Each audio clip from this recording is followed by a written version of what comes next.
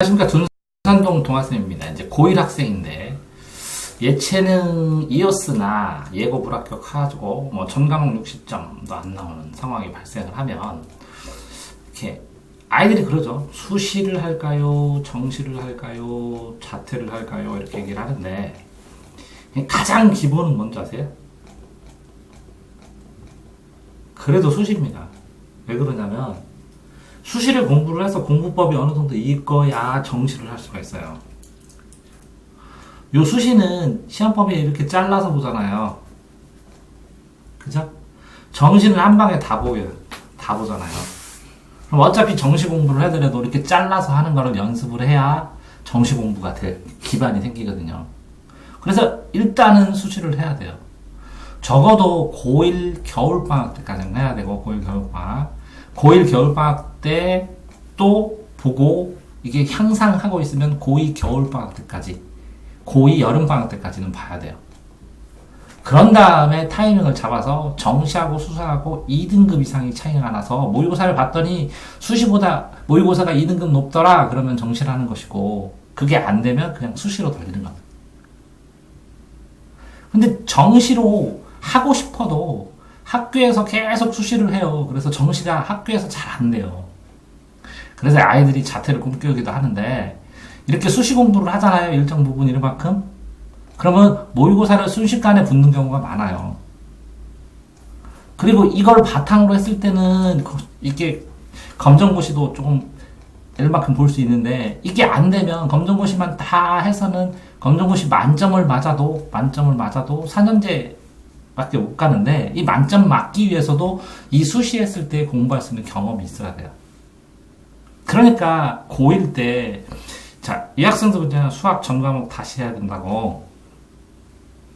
그럼 잠깐 수학 얘기를 하면, 이 동아쌤 그 수학 공식, 중등 수학 공식을 다 보시든지, 아니면 여기에 수학 중독 들어가가지고 그 유튜브에 가면 수학 그죠? 수학 중독 해갖고 자기 배우는 부분 개념이라도 꾸준하게 들어놓으면, 이거 다 듣고 동아쌤 수학 공식 다 듣고 수학 중독 다 들으면 개념은 어느 정도 정리가 되거든요.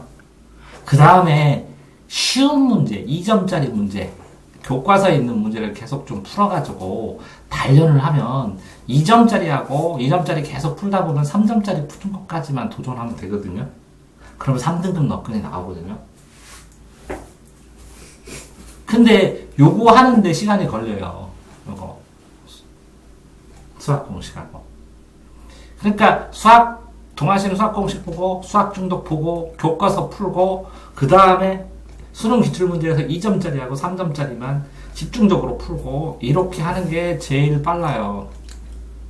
그래서 이것까지 다 풀면, 교과서까지 풀면 수특하고 수완 정도, 나중에 이게 3등급 문제인데 이거를 열심히 풀어가지고 정리를 하면 3등급 목표로 딱 공부를 하시면, 수특과 수완 풀어가지고 3등급 딱 목표로 하면 되거든요. 자, 어쨌든 애들이 그래요. 검정고시 만점 목표를 하면 뭐 받으시 4년제 가고 하는데, 혼자 검정고시를 하는 게 굉장히 더 힘들어요. 그 노력이면 이때 수시를 하고, 수시를 해서 실력이 늘어나면 정시로 가고, 수시로 되는 상황에서 수시가 실패가 되더라도 실력이 늘어나면 정시에서도 어느 정도 시험 가는 거거든요. 근데 생각을 해서 수시가 80%예요.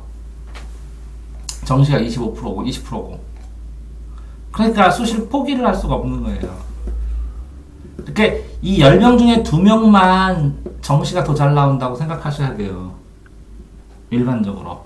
그러니까 이렇게 끊임없이 이렇게 조금씩 잘하지 못하더라도 이렇게 단계적으로 발전하도록 끊임없이 조금씩 시험 볼 때마다 한 평균 5점씩 올린다고 생각을 하면 꾸준해서 올리잖아요. 그러면 요만큼까지 올리면, 에? 그러면 이 근처에 있는 학교 갈 수 있다고. 발전된 걸로 자소서 쓰고 그러면 되니까. 알겠어요? 그러니까 정시든 검정고시든 수시가 바탕이 되는 거니까 고1 겨울방학 때까지는 꾸준하게 해줘야 돼. 조금씩, 지금 당장 많이 못하더라도 매번 할 때마다 공부량을 조금씩 늘려주고, 한 개라도 5점만 더 맞으려고 해보고, 그건 할 수 있잖아. 100점 맞으라는 것도 아니고. 아니야? 알겠어요? 한 개씩만 더 맞으면 5점씩 다 맞는 거예요. 동아쌤입니다.